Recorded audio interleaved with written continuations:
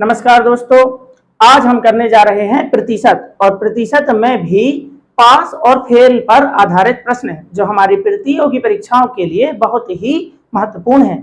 चलिए दोस्तों देखते हैं आज का पहला प्रश्न। एक छात्र किसी परीक्षा में 28% अंक लाता है और वह 14 अंकों से अनुत्तीर्ण हो जाता है, जबकि उसी परीक्षा में एक अन्य छात्र 32% अंक प्राप्त करता है जो कि आवश्यक न्यूनतम अंक से 18 अंक अधिक हैं, तो उस परीक्षा का पूर्णांक ज्ञात कीजिए। देखिए दोस्तों, करना क्या है, हम मान लेते हैं कि उस व्यक्ति को, इन बच्चों के लिए पास होने के लिए यहाँ पे आना होता है, इतने अंक लाने होते हैं, लेकिन एक छात्र इतने अंक से कम लेके आया है जिसको प्राप्त हुए हैं 28% अंक। 28% अंक लाया है और 14 अंकों से क्या हो गया है, अनुत्तीर्ण हो गया है, मतलब फेल हो गया है।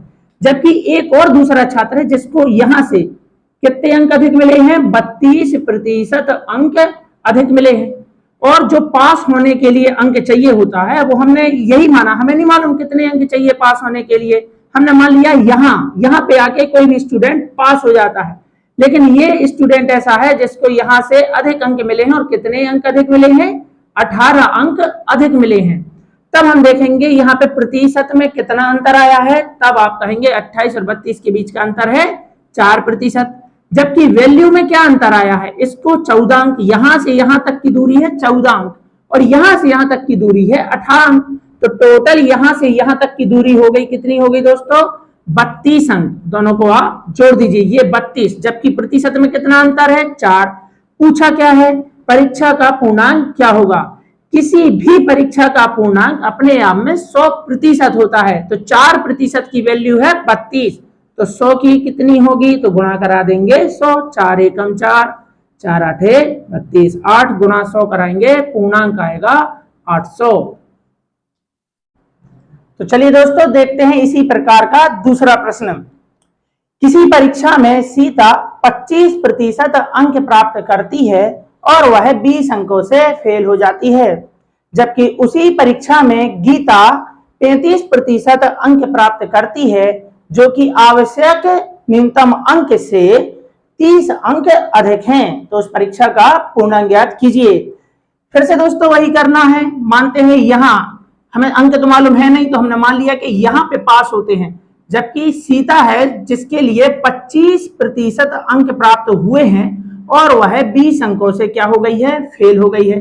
जबकि इसी परीक्षा में गीता जिसको 35% अंक प्राप्त हुए हैं वो है 30 अंकों से क्या हो जाती है, पास हो जाती है, यानी कि जो हमें पास होने के लिए अंक चाहिए थे उससे भी 30 अंक अधिक मिलते हैं। बस दोस्तों हमें यहाँ प्रतिशत का डिफरेंस देखना है, कितना है, 10%। जबकि यहाँ पे डिफरेंस क्या है, यहां से लेके यहां तक कितने अंक, 20, और यहां से लेके यहां तक कितने अंक, 30, तो टोटल यहां से यहां तक का डिफरेंस कितना हो गया 30 और 20 50 अंकों का डिफरेंस आता है, कितने प्रतिशत की वजह से, 10। और पूर्णांक कितना होता है, पूर्णांक अपने आप में 100% होता है, इसलिए गुणा कराएंगे 100 से, 0 से 0, 5 गुणे 100 करेंगे, आंसर आएगा 500। चलिए दोस्तों, तो हमारा अगला प्रश्न है, किसी परीक्षा में 60% विद्यार्थी गणित में, 70% विद्यार्थी अंग्रेजी में और 50% विद्यार्थी दोनों विषयों में उत्तीर्ण रहे, तो बताइए उस परीक्षा में कुल कितने प्रतिशत विद्यार्थी अनुत्तीर्ण रहे। देखिए दोस्तों, हमें इस प्रकार के जो प्रश्न हैं हमें डायग्राम से करना है, हमें 2 सर्किल बना लेना है, एक सर्किल ये है, एक सर्किल ये, और एक पोर्शन जो बीच में आ जाए वो लिखना है। ये वाला सर्किल हो गया हमारा गणित का और ये हो गया अंग्रेजी का। अब दोस्तों हमें करना क्या है कि गणित में कितने प्रतिशत विद्यार्थी सफल हुए हैं, तो आप कहेंगे 60%, और अंग्रेजी में कितने प्रतिशत सफल हुए हैं, 70%, और कुछ विद्यार्थी ऐसे हैं जो दोनों विषयों में अनुत्तीर्ण हुए हैं।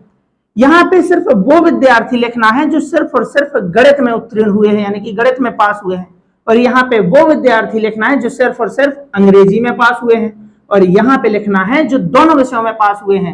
तो हमने सवाल में किया क्या है, सवाल में बताया है कि 50%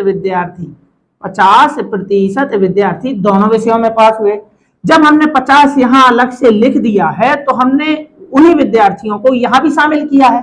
तो दोस्तों जो दोनों का प्रतिशत होगा आपको दोनों का यहाँ से माइनस करना है। 50% यहाँ से तो कितना बचा 10, 50 यहाँ से जो बीच का होगा ना, यानी कि जो दोनों वाला प्रतिशत होगा उसको आपको माइनस करना है, क्योंकि ये यहाँ भी शामिल है इसलिए यहाँ माइनस करना है। तो बचा कितना 20%।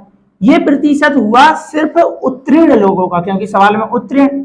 एक बात और, जो बीच का प्रतिशत होगा, जैसे इसमें लिखा है 50% दोनों में, अगर बीच में उत्तीर्ण का प्रतिशत लिखा है तो आजू बाजू भी उत्तीर्ण का ही प्रतिशत लिखना है, और अगर यहाँ पे अनुत्तीर्ण यानी फेल का प्रतिशत लिखा है तो आजू बाजू भी आपको फेल का ही प्रतिशत लिखना है। तो 10% हुए हैं गणित में पास, 50% हुए हैं दोनों में पास, और 20% हुए हैं सिर्फ और सिर्फ अंग्रेजी में पास। तो टोटल कितने प्रतिशत विद्यार्थी सफल हुए हैं, तो आप बोलेंगे 80% तो पास हो गए। हर चीज अपने आप में 100% होती है। जब 80% पास हो गए तो बचे कितने 20%, और 20% हो गए हैं फेल यानी कि अनुत्तीर्ण। ये चलिए दोस्तों, तो हमारा अगला प्रश्न है, किसी परीक्षा में 40% विद्यार्थी हिंदी में, 25% विद्यार्थी संस्कृत में और 20% विद्यार्थी दोनों विषयों में अनुत्तीर्ण रहे। तो बताइए उस परीक्षा में कुल कितने प्रतिशत विद्यार्थी उत्तीर्ण रहे। देखिए दोस्तों, करना क्या है, हमें फिर से 2 सर्किल बना लेना है कुछ इस प्रकार से। ये हो गया हमारा हिंदी का पोर्शन और ये हो गया है संस्कृत का।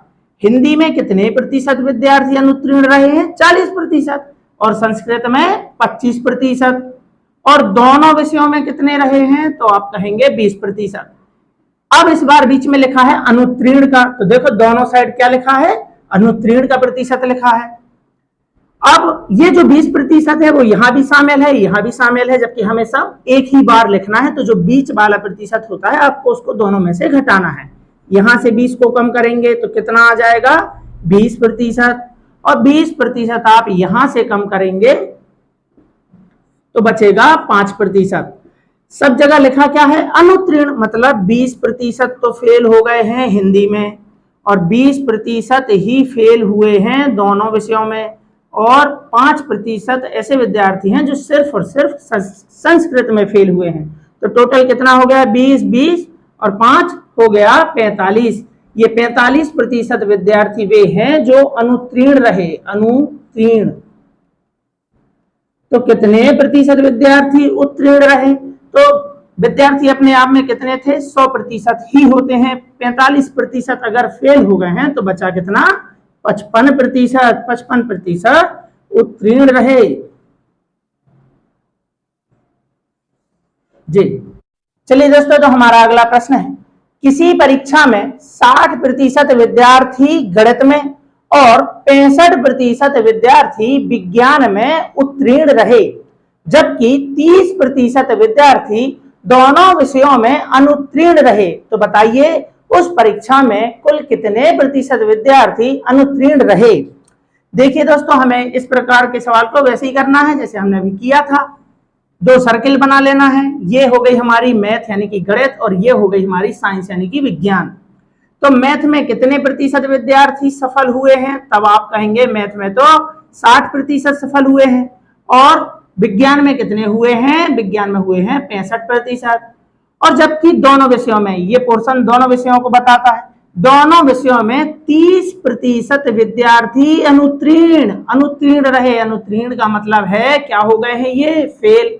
और हमने आपको अभी बताया था कि अगर बीच में फेल का प्रतिशत लिखा है तो आजू बाजू भी आपको फेल का ही प्रतिशत लिखना है, और अगर बीच में पास का प्रतिशत लिखा है, पास होने का प्रतिशत लिखा है, तो आजू बाजू भी पास होने का।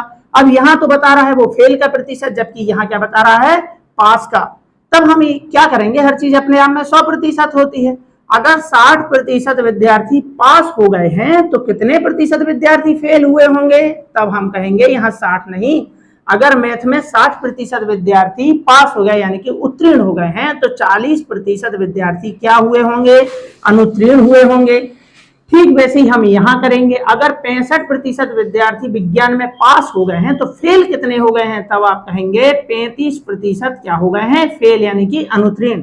ऐसा क्यों कर रहे हैं, अगर बीच में फेल का प्रतिशत है तो आजू बाजू भी फेल का ही प्रतिशत लिखना है। अब ठीक वैसे ही करना है जैसा हम अभी तक करते आए हैं। दोनों का जो प्रतिशत होता है वो हमें यहाँ से माइनस करना होता है। कितना बचा, आप कहेंगे 10%। यहां से भी 30 घटा देना है, कितना बचा 5%। और ये अब टोटल प्रतिशत हो जाएगा फेल का यानी कि अनुत्तीर्ण का।